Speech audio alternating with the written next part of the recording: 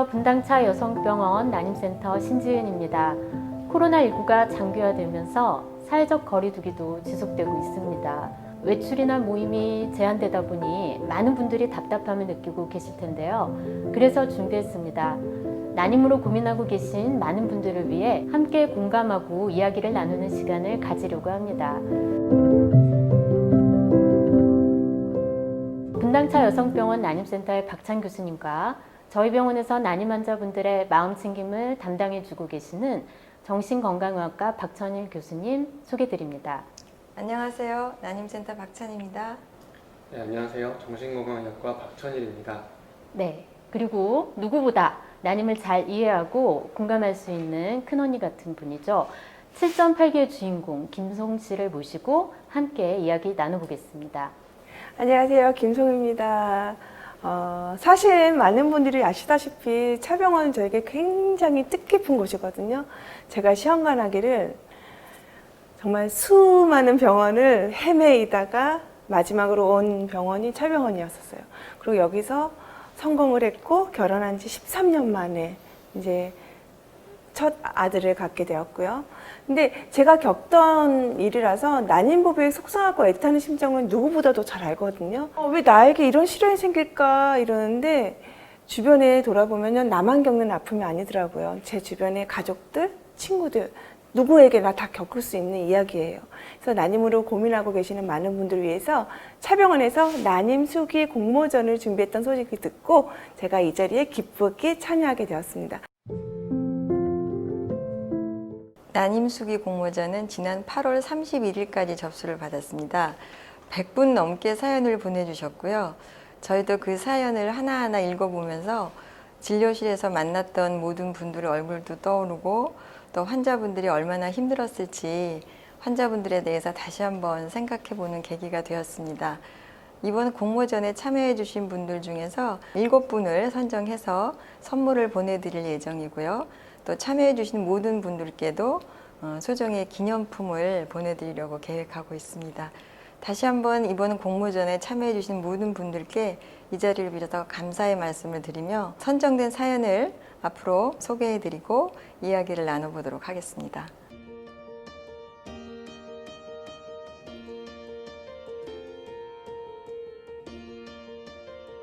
첫 번째 사연은 제가 소개해 드릴게요. 충북 청주에 살고 있는 저는 결혼 초부터 집 근처 난임병원을 다녔는데요. 부푼 기대를 안고 병원을 찾았지만 늘 결과는 좋지 않았고 친구가 추천해준 분당 차병원 난임센터로 병원을 옮기게 됐습니다. 여러 검사를 거치고 교수님과 상의 끝에 먼저 인공수정을 하게 되었어요. 하지만 이 역시 결과는 좋지 않았습니다. 저는 지금까지 시술이나 입원을 해본 적이 없었는데요. 그래서 시험관 시술은 마지막으로 미루고 싶은 숙제였어요. 고민하는 저희 부부에게 담당 교수님은 자신 있게 시험관 시술을 권하셨습니다. 저희 부부는 교수님을 믿고 시험관 시술에 도전하게 되었어요. 첫 번째 시험관 시술을 통해 그토록 바라던 소중한 아가를 무려 쌍둥이를 품게 되었습니다. 믿음이 있었기 때문에 출산 역시 분당 차병원을 선택했는데요. 하지만 쌍둥이를 품고 있다 보니 임신 중 여러 번의 이벤트가 있었어요. 그때마다 산부인과 주치의 교수님은 친언니처럼 다독여 주셨고 양수 검사도 안전하게 시술해 주셨습니다. 양수가 터져 응급수술을 받게 되었지만 우여곡절 끝에 두 아이를 만나게 되었고 두 아이 모두 건강하게 자라고 있습니다. 지금도 어디선가 간절히 아가를 기다리고 있을 많은 난임 부부들이 저희가 느꼈던 기쁨과 행복 그리고 믿음을 누리셨으면 좋겠습니다. 난임 부부 곁에서 힘이 되어줄 분당 차병원을 응원합니다. 예쁜 아가가 둘이나 생겼다니 정말 축하드려요. 이분 같은 경우에는 인공수정을 먼저 하고 나중에 시험관 아기를 시술하셨는데요. 시험관 아기 시술은 어떤 경우에 필요한 건가요? 시험관 아기 시술이 필요한 경우가 굉장히 여러 경우가 있는데요. 처음부터 진료실에서 저희가 검사를 끝낸 다음에 시험관 아기밖에는 할 수 없다고 처음에 권유하는 경우가 몇 가지 있습니다. 여자 쪽 나팔관이 양쪽이 막혔거나 또는 난소 기능이 너무 떨어져 있거나 또는 남편분 상태가 너무 안 좋은 경우에는 처음부터 시험관 아기를 권하고요. 그렇지 않은 경우도 많이 있습니다. 검사를 받는 분들 중에 한 20% 환자분들은 남편분 검사 또 본인 검사가 다 정상인 분들이거든요. 근데 그런 분들은 지금 소개해 주신 사례자분처럼 자연적인 방법도 시도해보고 안 되면 지금 해봤던 인공수정도 시도해보고 인공수정도 안 되면 이제 그 다음 단계로 시험관하기를 권유하기도 합니다. 저도 시험관하기를 이제 쭉 해봐서 아는데 저는 여러 병원을 다녔지만 한 번도 인공수정 권유를 받아본 적 없이 바로 시험관하기였었어요. 모두 아시다시피 남편의 이제 그런 불의의 교통사고로 인해서. 근데 이 시험관 시술을 하려면 전신 마취도 해야 하고 굉장히 어려운 과정이거든요. 근데 시험관 시술 앞두신 분들 위해서 시술 과정에 대해서 자세히 알려주셨으면 좋겠어요. 시험관하기 시술은 여성의 난자를 채취를 하고 남편분의 정자도 채취해서 수정을 잘 시킨 다음에 3일에서 5일 정도 키운 후에 여성의 자궁 안에 이식을 해주는 시술을 말하게 됩니다. 과배란 유도의 과정은 보통 생리 2, 3일째 과배란 유도 주사로 여러 개의 난자를 키우는 과정이 포함이 됩니다. 그래서 그 과배란 유도 과정에 필요한 시간은 한 10일에서 12일 정도 소요가 되고 그 이후에 난자 채취하는 데까지는 생리 시작일 기준으로 대개는 한 2주 정도면 끝나게 되고 난자 채취하는 날 남편분 정자와 함께 이제 수정시킨 다음에 잘 키운 배아를 3일에서 5일 이후에 이식을 해주게 됩니다. 시험관 시술이 한 번에 되면 정말 좋겠는데 저처럼 여러 번 하시는 분들이 많거든요. 시험관 시술의 성공률을 높일 수 있는 팁이 있을까요? 모든 분한테 적용되는 정말 중요한 팁이 딱 한 가지가 있으면 얼마나 좋겠습니까? 근데 그걸 딱 여기서 정확하게 말씀드리면 정말 좋겠는데 그러니까 모든 분한테 일률적으로 적용할 수 있는 팁은 실제로는 없다고 볼 수 있고요. 제가 이제 환자분들께 말씀드리고 싶은 거는 병원을 찾아오는 모든 환자분들이 시험관하기를 하게 되는 이유도 다 제각각이고 또 같은 이유라 하더라도 환자분들의 자궁 상태, 난소 상태, 몸 상태 다 제각각이고 그러니까 각각의 몸에 맞는 그 자기 몸에 맞는 맞춤형 진료, 맞춤형 시험관하기 시술을 받아야 되거든요. 근데 이제 요즘 정보가 너무 많아서 인터넷만 치면 굉장히 많은 정보들이 돌아다니고 많은 환자분들이 되게 자기 상태와 맞지 않는 일반적인 인터넷 정보 또 자기 상태와는 틀린 다른 환자분의 수기라든지 블로그 글 이런 거를 자기 문제로 이렇게 비교해서 잘못 치료를 선택하는 분들이 있습니다. 그러니까 제가 높일 수 있는 팁은 단 한 가지. 그러니까 본인의 그 상태를 주치의 선생님하고 정확하게 정밀 검사로 파악해서 본인한테 맞는 시험관하기 방법으로 본인한테 맞는 주사를 선택을 하고 주사 맞는 용량도 선택하고 그러니까 맞춤형 진료를 받는 거. 그게 가장 중요한 팁이라고 저는 생각합니다. 네. 교수님 말씀 듣다 보니까 저도 이런 과정을 다 겪었거든요. 맞아요. 그러니까 이게 인터넷으로만 일단은 계속 이론적으로 계속 봐야 되는 거예요. 막 저와는 전혀 무관한 일인데도 그렇죠. 그거라도 막 붙잡게 되더라고요. 그래서 말씀 너무나 감사드려요. 그 다음 사연을 만나볼게요. 이번에 박찬 교수님께서 소개해 주신다고 합니다.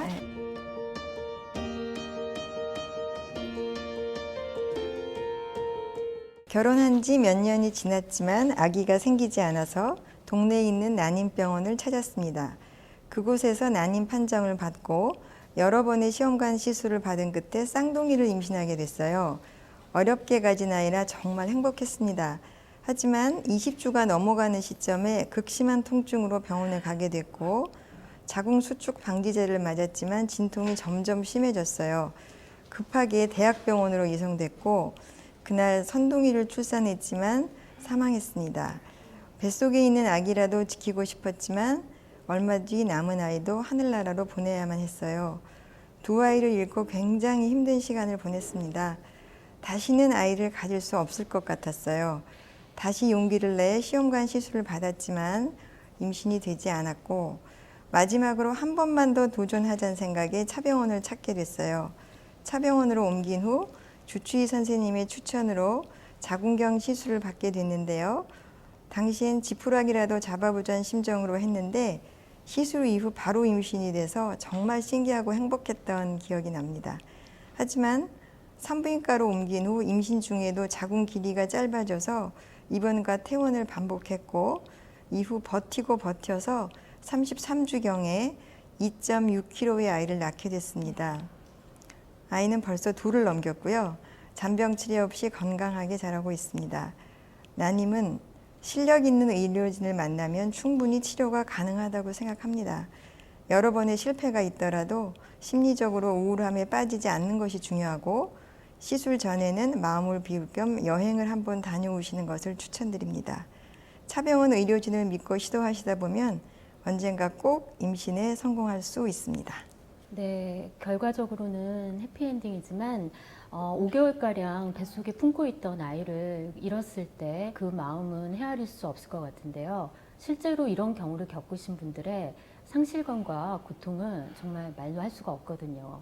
지금 실제로 이 사례자분은 20주가 돼서 정말 안타까운 일을 당하셨지만 실제 외래에서는 20주 정도에 이제 유산되는 경우는 그렇게 흔한 일은 아니고 시험관에게 하고 나서 임신 초 12주 이내에 유산되는 분들은 생각보다 상당히 많습니다. 우리가 임신하면 자연 유산율이 15% 정도가 되기 때문에 만약에 100분이 임신하면 15분 정도가 유산의 경험을 가질 수 있어서 이렇게 힘들게 시험관내기를 했는데 애기 심장 뛰는 것만 확인하고 유산이 된다거나 아니면 잘 자라는 줄 알았는데 정긴 검진 왔는데 애기 심장이 멎어 있다거나 뭐 이런 그러니까 초음파 결과에 그렇게 안 좋은 결과를 제가 환자분 앞에서 이렇게 딱 환자분은 모르고 있는 상태에서 제가 딱 설명을 해야 되는 그 상황에 딱 맞닥뜨리면 그 말을 어떻게 할 수가 없어요. 신지은 교수님도 아마 공감하실 거예요. 실제로는 제가 겪는 일이 아니어도 너무 안타까운 경우가 많고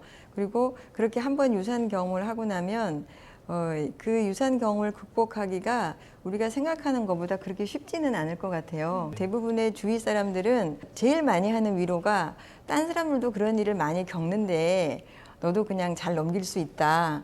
이렇게 쉽게 위로의 말을 하지만 실제로는 그 위로의 말이 더 상처가 될 수 있거든요. 그러니까 제 생각에는 혼자 만약에 감당하기 힘든 정도의 어려움이라면 전문의 선생님을 찾아서 도움을 받는 게 가장 좋은 방법일 거라고 생각은 하는데 네네. 선생님은 어떻게 생각하세요? 이 사연에 나오신 분 같은 경우는 그래도 다시 한번 도전해보자 이렇게 용기를 가지고 다시 시작하셔서 성공을 하셨잖아요. 그래서 이분 같은 경우는 많이 힘드신 상황임에도 불구하고 그 스트레스 상황에서 그것을 극복할 수 있는 어떤 회복 탄력성이 좋으신 분인 것 같아요. 근데 스스로 그게 안 되는 분들도 그렇죠. 네. 그래서 상황이나 이런 스트레스가 너무 극심해서 이런 상황에서 조금 벗어나기가 어려우신 분들은 정신건강의학과 진료를 통해서 충분히 도움을 받으실 수 있고요. 또 이제 이전 연구들을 보다 보면 이런 시험관 낙이나 이런 난임 시술을 받으시는 분들에 있어서 이런 우울증을 제대로 치료를 받고 상담받거나 뭐 약물 치료를 받으셨을 때 그때 오히려 나중에 이제 그 난임 시술의 성공률이 높아지는 것으로 나오는 경우도 많거든요. 그래서 당장의 어려움을 극복하시는 것뿐만 아니라 이후의 성공을 위해서도 적극적인 정신건강의학과 도움을 받으시는 게 좋을 것으로 생각됩니다. 맞아요. 정말 힘겨운 시간이셨을 것 같은데요. 그래도 건강한 아이를 만나셨다니 정말 다행이란 생각이 들어요. 그런데 이분은 첫 번째 임신에서도 조산하셨고 두 번째 임신에서도 조산하셨잖아요. 시험관 시술로 임신하면 조산의 확률이 높아지나요? 이분처럼 조산의 과거력이 있는 분들은 이후에 임신에서도 조산을 경험할 확률은 증가하는 것으로 알려져 있습니다만 이런 경우는 많지는 않습니다. 그 자연 임신된 경우와 비교해서 시험관 시술 시에 조산의 위험은 조금 높다고 알려져 있습니다만 대부분은 시험관 아기 시술로 인한 쌍둥이 임신한 경우에 해당이 되고 그 다태 임신의 경우 조산뿐만 아니라 저체 중하, 태반 조기 박리 등 임신과 관련된 합병증이 증가하니까 최근에는 이식하는 배아 수를 줄여서 쌍둥이를 가능한 만들지 않으려고 노력하고 있습니다. 아까 박찬 교수님께서 말씀하셨던 것처럼 저도 상처가 엄청 났었거든요. 저는 뭐 아까 그분 사연처럼 그렇게 너무 심각한 상태는 아니었지만 한 번도 수정이 된 적이 없었어요. 그러니까는 마음속으로는 내심 기대하잖아요. 기대하고 있는데 이제 그 실패 소식을 듣다 보면은 정말 너무 좌절이 되는 거예요. 그 상실감도 이루 말할 수 없고 주변에서 그런 말 하잖아요. 무자식의 상팔자야. 심지어는 입양해라, 타라 그렇게 힘든 과정을 근데 그런 게 전혀 도움이 안 되는 거예요. 그럼 속으로는 니네가 겪어봐 이렇게 되는 거예요. 막 마음의 상처가 너무 커지고 막 정말 막 나 혼자 겪는 아픔 같고. 근데 이거를 정말 잘 극복해야 되고 선생님 말씀해 주셨던 거는 잘 기억을 해둬야 될 것 같아요.